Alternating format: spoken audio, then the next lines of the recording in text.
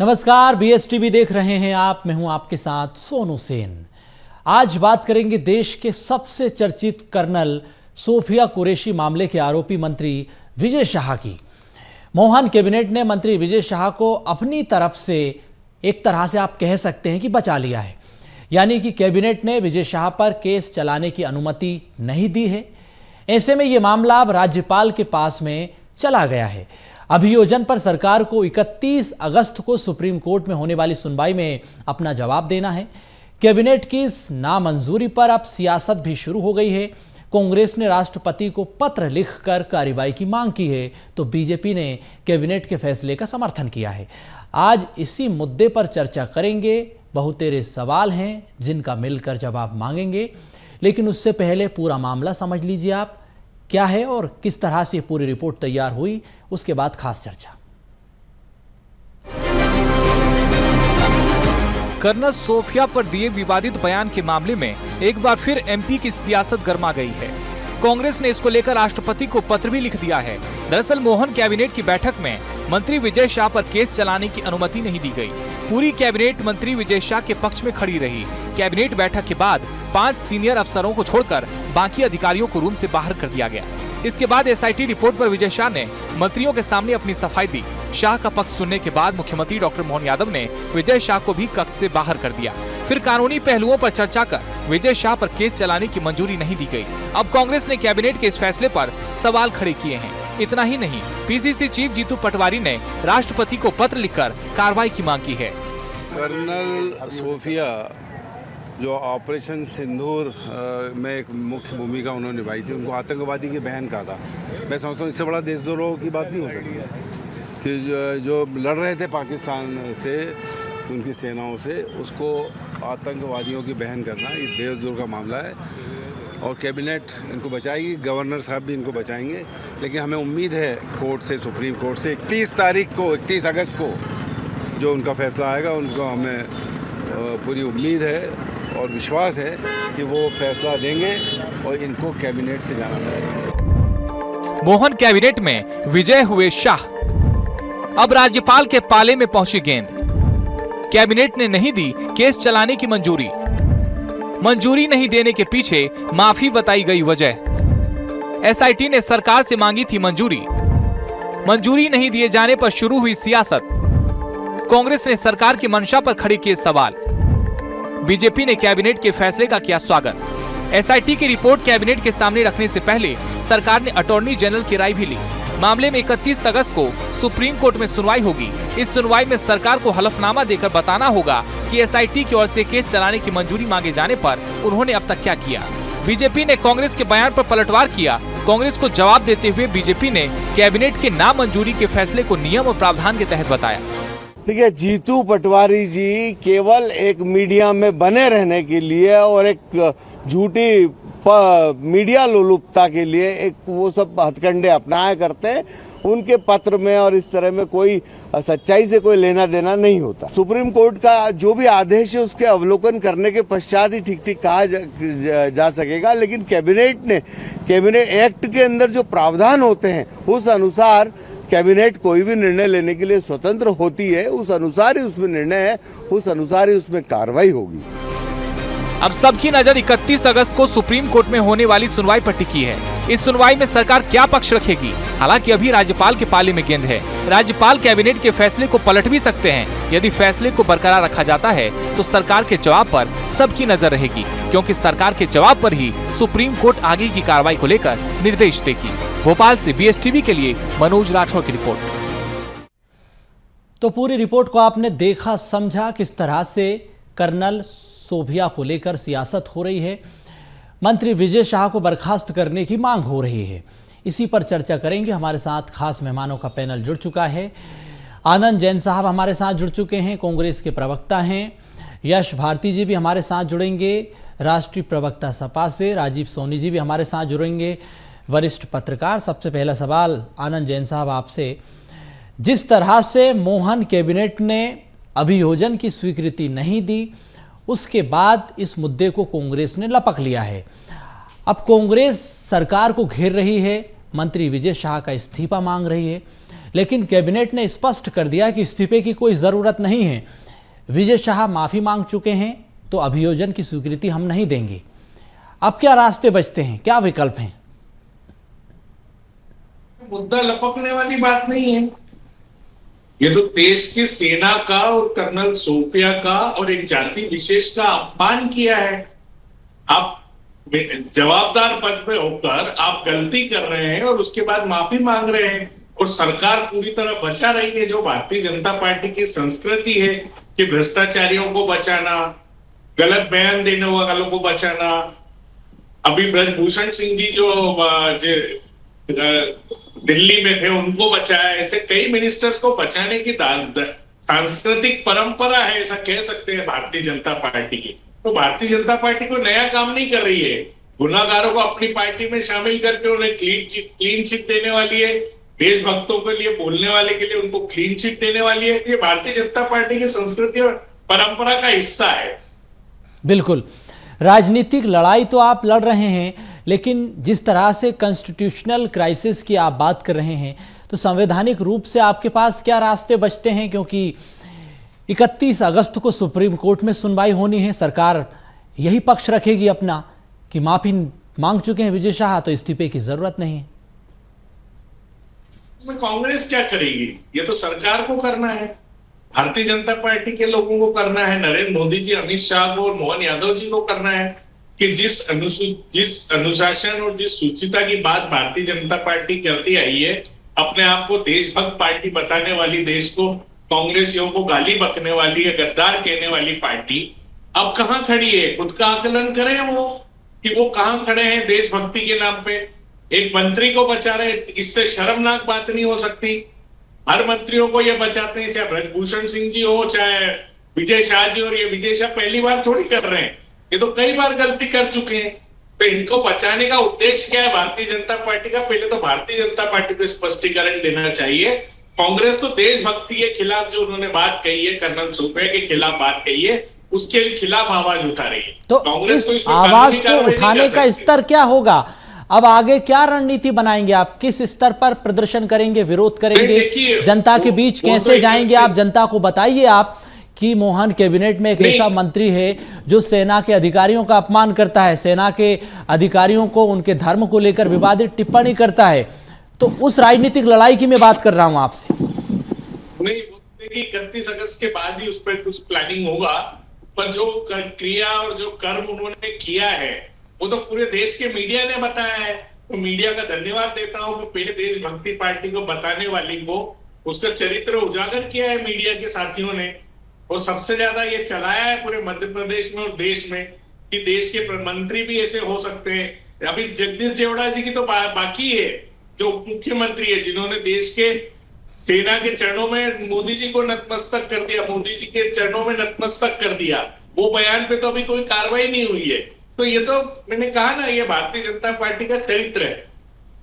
बिल्कुल, तो बीजेपी के चाल चरित्र चेहरे पर आप सवाल उठा रहे हैं। यश भारती जी, मई 2025 में पहलगाम में आतंकी हमला होता है, 26 निर्दोष लोगों को निशाना बनाया जाता है। उसके बाद भारतीय सेना ने जिस तरह से पाकिस्तान में एक्शन लिया, सेना ने कार्रवाई की, आतंकी ठिकानों को ध्वस्त किया।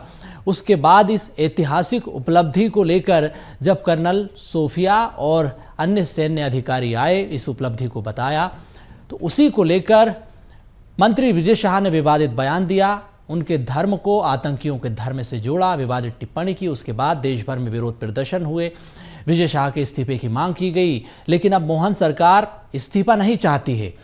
सरकार का तर्क है कि विजय शाह ने माफी मांग ली है, तो इस्तीफे की क्या जरूरत है? देखिए, भारतीय जनता पार्टी के लिए नेशन जरूरी नहीं है, डोनेशन जरूरी है। धर्म जरूरी नहीं है, धंधा जरूरी है। उसी रास्ते पे भारतीय जनता पार्टी काम कर रही है। माननीय अखिलेश यादव जी ने कई मंचों पे ये बात कही हुई है।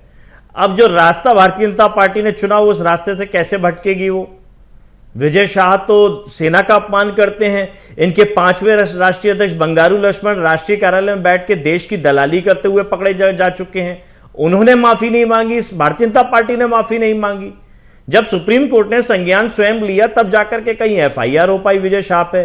फिर भी इज्जत देने वाला काम श्रीमान जी इतनी इज्जत एफआईआर में, और उसके बाद गिरफ्तारी ना होना, इस्तीफा ना होना भारतीय जनता पार्टी से या कैबिनेट से।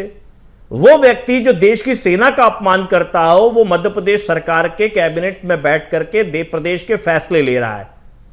क्या उस आदमी की मानसिकता होगी, और क्या ऐसी कैबिनेट की मानसिकता होगी जो उसको बचाने का काम करती है? क्या वो राष्ट्र प्रेमी होगी? क्या वो रामद्रोही नहीं होगी? क्या वो राष्ट्रद्रोही नहीं होगी? जिस तरीके के निर्णय लिए गए हैं कैबिनेट में, तो आप सोच सकते हैं कि क्या निर्णय लिए जाते होंगे। स्कूलों की कोई चर्चा नहीं है, सुरक्षा की कोई चर्चा नहीं है, केवल और केवल भारतीय जनता पार्टी के नेता को कैसे बचाया जाए इस पर चर्चा हो रही है। यह कैबिनेट फैसले लेगी। अब इस निम्न स्तर तक भारतीय जनता पार्टी की सरकार जाएगी, मोहन सरकार जाएगी। भगवान श्री कृष्ण के वंशज होने का नाम जोड़ करके मोहन यादव जी बात करते हैं। यही राजधर्म है जो अटल बिहारी वाजपेयी जी सिखा के गए थे। यही राजधर्म पे भारतीय जनता पार्टी चल रही है, और अगर चल रही है तो फिर जनता भी देख रही है। आने वाले चुनाव में देखिएगा किस तरीके का परिणाम देगी। आक्रोश तो आपने देख ही लिया जंतर मंतर पे, और इनके कारनामे भी देख लिए कि जो देश के भविष्य के लिए लड़ रहे थे, अपने अधिकार के लिए लड़ रहे थे, उन पे पैलेट गन चला रहे थे। बिहार में AK-47 से गोलियां चला रहे हैं उनके ऊपर। किसको छोड़ेंगे ये? आज कौन सा वर्ग है जो इनके खिलाफ नहीं है? शिक्षक वर्ग वो हड़ताल पे बैठा है, चिकित्सा क्षेत्र के कर्मी वो हड़ताल पे बैठते हैं आए दिन, बच्चे इनके खिलाफ हड़ताल में बैठते हैं। मोहन यादव के यहां उज्जैन के क्षेत्र में बच्चियां बैठी इनके खिलाफ में। कौन सा वर्ग सुखी है? इन्होंने विज्ञापन बनाया था, MP गजब है, जब मोहन यादव जी टूरिज्म विभाग के अध्यक्ष हुआ करते, टूरिज्म निगम के अध्यक्ष हुआ करते थे। MP गजब है, इन्होंने तो अजब गजब बना करके छोड़ दिया MP को। अब हम अगर मध्य प्रदेश बताते हैं तो हमको शर्म आने लगी है जी। जो हमारा मध्य प्रदेश शांति का टापू था, उसको अशांति का टापू और विनाश का टापू बना करके रख दिया। प्रकृति के साथ छेड़छाड़, जो नेपाल का हाल हुआ है वो हाल मध्य प्रदेश का इन्होंने करना शुरू किया। सिंगरौली के जंगल उजाड़ दिए, मध्य प्रदेश की राजधानी की हरियाली खा गए हैं ये। राजीव सोनी जी, आपके पास मैं आता हूं। कर्नल सोफिया कुरैशी के अपमान के मामले में सुप्रीम कोर्ट ने सुओ मोटो लिया, SIT गठित की, प्राथमिकी दर्ज कराने के आदेश दिए। उसके बाद SIT को अब केस को आगे चलाने के लिए मोहन सरकार से अनुमति चाहिए, अभियोजन की स्वीकृति चाहिए। लेकिन मोहन सरकार ने इसको लेकर साफ कर दिया कि हम स्वीकृति नहीं देंगे, केस चलाने की कोई ज़रूरत नहीं है। विजय शाह माफ़ी मांग चुके हैं। क्या ये कॉन्स्टिट्यूशनल क्राइसिस है? नैतिकता की लड़ाई को लेकर सवाल उठाए जा रहे हैं, बीजेपी को कटघरे में खड़ा किया जा रहा है। क्या वाकई में विजय शाह इतने ताकतवर हैं कि उनका इस्तीफा नहीं लिया जा सकता?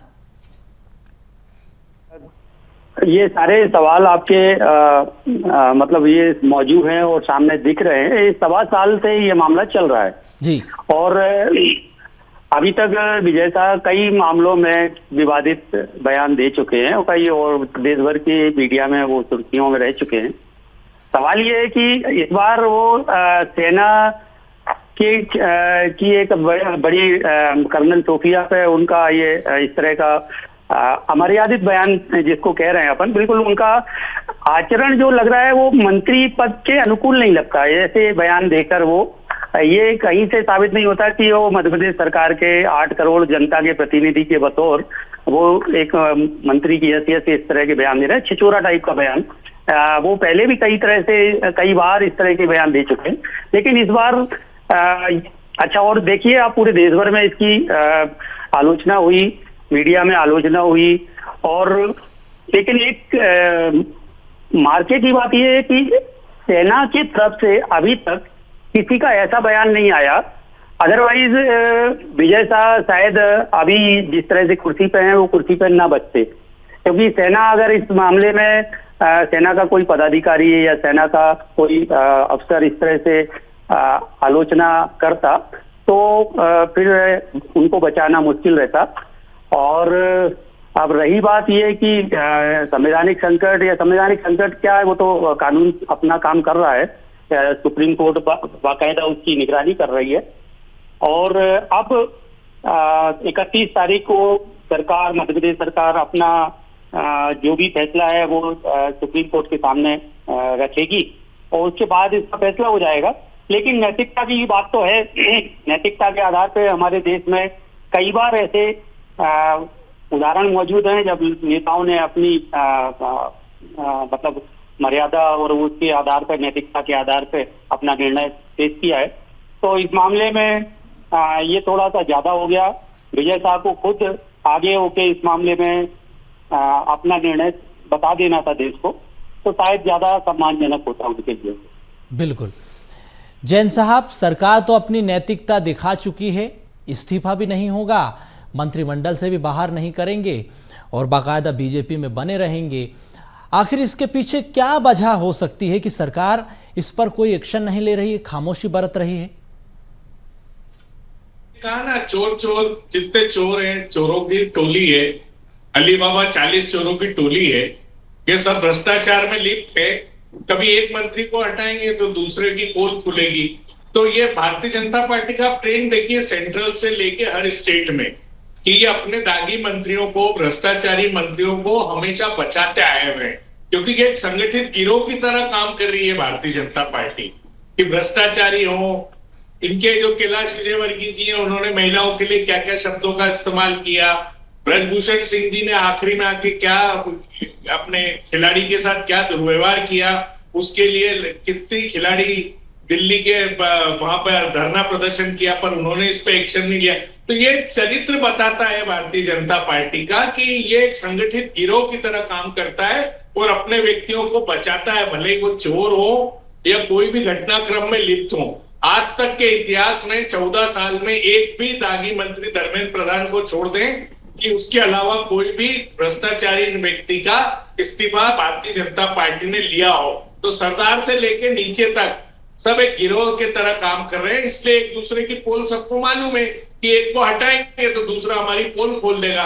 तो ये अपने आप को बचाने के लिए भारतीय जनता पार्टी का चरित्र किस तरह से उजागर हो रहा है। सबसे बड़ी बात ये कि देशभक्ति के नाम पे भी, वंदे मातरम के नाम पे ये पूरे देश में नाटक कर रहे हैं कि 4 छंद गाना चाहिए, 8 छंद गाना चाहिए, और उसके बाद देशभक्ति के लिए जब सेना का अपमान होता है ये चुप बैठे रहते हैं। नरेंद्र मोदी जी और शाह जी और मोहन यादव जी और जितने सेंट्रल मिनिस्टर के मंत्री हैं, तो आप बताइए ना, इससे बड़ा दुर्भाग्य क्या होगा इस देश का कि सेना, देश की बचाने वाली पार्टी, जिसको देश के नाम पे, भगवान के नाम पे, अरे किसी के नाम पे तो आप शर्म करो और उन पे कार्रवाई करो, ताकि एक अनुशासन आपकी पार्टी का दिख सके कि आपने जनता के समर्थन में काम किया है।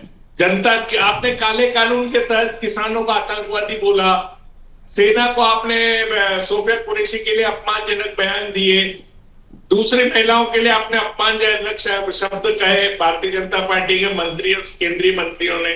इनकी फेरिस्त लिस्ट उठा के देखेंगे तो शायद मेरी चीजें कम पड़ जाएगी कि आम आदमी में भी अगर शर्म होती तो वो अपने पद से इस्तीफा दे देता। पर यह पार्टी इस तरह की नहीं है। इनका चरित्र चाल सब जनता के सामने आ चुका है और इनकी उल्टी गिनती चालू हो चुकी है। और अभी की बात है, अभी मैं एक वीडियो देख रहा था जिसमें 6 साल के बच्चा जिसने पोस्टर उठा रखा था जेएनजी आंदोलन में, उसको पुलिस हाथ पकड़ के जेल ले जा रही है। तो ये देश का बड़ा, इससे बड़ा दुर्भाग्य तो कुछ नहीं हो सकता कि ये भारतीय जनता पार्टी शासक, क्या कहना चाहिए उसके लिए शब्द नहीं है, कि उस तरह से गुंडा राज की तरह अपनी सरकारों को चला रही है और जो मर्जी आ रही कर रही है और कानून को भी ताक पे रख रही है, सेना को ताक पे रख रही है। जी बिल्कुल। भारती जी, एक बात जरा आप समझाइए कि जब विपक्ष का कोई नेता धर्म को लेकर, सेना को लेकर, राष्ट्र को लेकर इस तरह की अगर बातें करता है तो बीजेपी किस तरह से उस मुद्दे को भुनाती है। पूरा संगठन, पूरी सरकार एग्रेसिव मोड में विपक्ष को घेरने में जुट जाता है। लेकिन जब बीजेपी की तरफ से, सरकार की तरफ से कोई जिम्मेदार अगर इस तरह का बयान देता है सेना को लेकर, राष्ट्र को लेकर, धर्म को लेकर, लेकिन विपक्ष इस मुद्दे को नहीं भुना पाया, चाहे वो समाजवादी पार्टी की बात हो या फिर कांग्रेस की बात हो, इस बात को आप मानते हैं क्या? सरकार पर दबाव नहीं बना पाए, यही वजह है कि सरकार ने धीरे धीरे पॉलिटिकल माइलेज लेना शुरू कर दिया, सरकार दबाव में नहीं आई? क्योंकि हमने देखा कि हाल ही में धर्मेंद्र प्रधान का इस्तीफा हुआ तो उसकी सबसे बड़ी वजह है युवाओं का दबाव, देश भर में प्रेशर बना सरकार पर, पार्टी पर। उसके बाद आरएसएस ने भी कहा कि हाँ, ये चीज़ें गलत हो रही है, सरकार पर, सत्ता पर, संगठन पर असर पड़ रहा है, इस्तीफा ले लीजिए। इस मामले में भी अगर आप इसी तरह से काम करते, सरकार पर दबाव बनाते, तो परिस्थितियां कुछ अलग होती, इतना टाइम नहीं लगता। इस बात को मानते हैं आप? सोनू सेन भाई, भारतीय जनता पार्टी के लोग कितने डरपोक हैं इस बात से अंदाजा लगाइए कि कैबिनेट में फैसला ले रहे हैं कि विजय शाह को माफ कर दिया जाए और आपके पैनल में आने में डर रहे हैं। क्यों भाग गए आपके पैनल से? यह सवाल बड़ा नहीं है कि जो आप बचा रहे हैं अपने मंत्री को, उसके पक्ष में जवाब देने के लिए उनके पास शब्द नहीं है, जनता के बीच जाने के लिए शब्द नहीं है। सवाल तो यही है ना, खामोशी बरत ली उन्होंने। सोनू सेन भाई, बंद कमरे में फैसले ले रहे हैं, खुले में भाग रहे हैं, और यही हाल भारतीय जनता पार्टी का होना है। जिस तरीके से जंतर मंतर पे हुआ कि अगर शनिवार और इतवार और आंदोलन चल जाता तो छोटा प्रधान तो इस्तीफा दे ही रहे थे, बड़े प्रधान को भी इस्तीफा देना पड़ जाता। तो ये जितनी कवायद हुई है बड़े प्रधान को बचाने के लिए की गई है। और बात विजय शाह की है, ये विजय शाह के शब्द नहीं है, भारतीय जनता पार्टी के शब्द हैं। अब ये बड़ा स्पष्ट है और भारतीय जनता पार्टी अपने शब्दों के साथ नहीं खड़ी है। ये आपके पैनल के माध्यम से स्पष्ट हो गया। ये मोहर लगा दी है भारतीय जनता पार्टी ने कि हमारे शब्द हैं, हम कर्नल सोफिया कुरैशी को अपमानित करेंगे, भारतीय सेना को अपमानित करेंगे। हमारे लिए हमारा दल पहले है, हमारे लिए हमारी सरकार पहले है। हम सरकार बचाएंगे, अपने दल को बचाएंगे। देश, सेना सब भाड़ में जाए, अपमानित होती हो, मान सम्मान गिरता हो, मनोबल गिरता हो, हमें उसकी कोई चिंता नहीं है। चाहे वो धर्म के आधार पर अपमानित करें, चाहे क्षेत्र के नाम पे अपमानित करें, चाहे लिंग महिला पुरुष के नाम पे हम अपमानित करें, हमारा सम्मान बचा रहे, भारतीय जनता पार्टी बची रहे। देश बचे या ना बचे, धर्म बचे ना बचे, इनका धंधा और इनका डोनेशन जिंदाबाद। राजीव जी, अब आप इस पूरे मुद्दे को किस तरह से देख रहे हैं सुप्रीम कोर्ट में? क्योंकि कांग्रेस ने राष्ट्रपति को भी पत्र लिखा है, मामला राज्यपाल के पाले में भी चला गया है। क्या संवैधानिक परिस्थितियां आप देख रहे हैं, समझ रहे हैं? अब ये पूरे देश की नजरें, अब ये देखा जाए तो गवर्नर के फैसले पर टिकी हुई है। राज्यपाल क्या फैसला करते हैं 31 तारीख को, और उसके बाद सरकार अपना शपथ पत्र सुप्रीम कोर्ट के सामने रखेगी। ये उससे अब ये तो 2 दिन की और बात है, तो ये चीज भी सामने आ जाएगी। लेकिन क्या है कि ये नैतिकता और दूसरा संवैधानिक बात जहाँ तक है, एक मंत्री से जो मंत्री के आचरण को लेकर जो अपेक्षा होती है, वो इसमें कहीं नजर नहीं आ रही पूरे मामले में। अब कानून की पेचीदगियां क्या है, अभी आज मैं देख रहा था, राज्यसभा सदस्य हैं और सुप्रीम कोर्ट के बड़े वकील हैं, सीनियर वकील हैं, विवेक तनखा जी ने एक उदाहरण भी दिया है कि 2003 में इस तरह का मामला आया था और सुप्रीम कोर्ट ने एक रूलिंग दी थी। उसमें ये कहा गया था कि अब राज्यपाल का स्वविवेक से राज्यपाल क्या निर्णय लेंगे, ये उनके स्वविवेक पर निर्भर है। तो अब सारी बाल अब राज्यपाल के पाले में है। निर्णय क्या होगा अब ये उसके बाद ही इस बारे में कुछ भी कहना संभव हो पाएगा। जी, यस जी। सोनू जी, एक अंतिम बात उधर जी, थोड़ी बहुत लाज शर्म अगर भारतीय जनता पार्टी में बची हो तो विजय शाह का इस्तीफा करा दें कैबिनेट से और भारतीय जनता पार्टी से निष्कासित कर दें। अन्यथा नरोत्तम मिश्रा जी जैसे समर्थक मां बहन की गालियां जैसे नरेंद्र मोदी जी को दे रहे हैं, मोहन यादव जी को देंगे, ऐसे ही इनका अपना आपस में जुतमखोरी चलेगी और जनता अपमानित होगी, देश अपमानित होगा। अगर जनता और देश को बचाना चाहते हैं तो शर्म करते हुए विजय शाह का इस्तीफा दे दें, क्योंकि ऐसे शराबी और कबाड़ी शब्द मैं इस्तेमाल इसीलिए कर रहा हूं कि जिस तरीके से उन्होंने एक फिल्म की शूटिंग के दरमियान महिला नेत्री का अभिनेत्री का अपमान करने की कोशिश करी, शिवराज सिंह चौहान जी की धर्मपत्नी का मंच से अपमान करने की कोशिश करी, और भी समय समय पे बहुत सारे ऐसे इनके कुकर्म रहे हैं, ऐसे कृत्य रहे हैं जो सम्मान के लायक तो बिल्कुल भी नहीं बचे। और ये तो बहुत ही बड़ा मामला है, इसमें अगर भारतीय जनता पार्टी को थोड़ी बहुत भी शर्म आए तो ये काम कर देना चाहिए। बिल्कुल। जैन साहब, क्लोजिंग कॉम्प्लीमेंट आपका, संक्षेप में बात रखिएगा।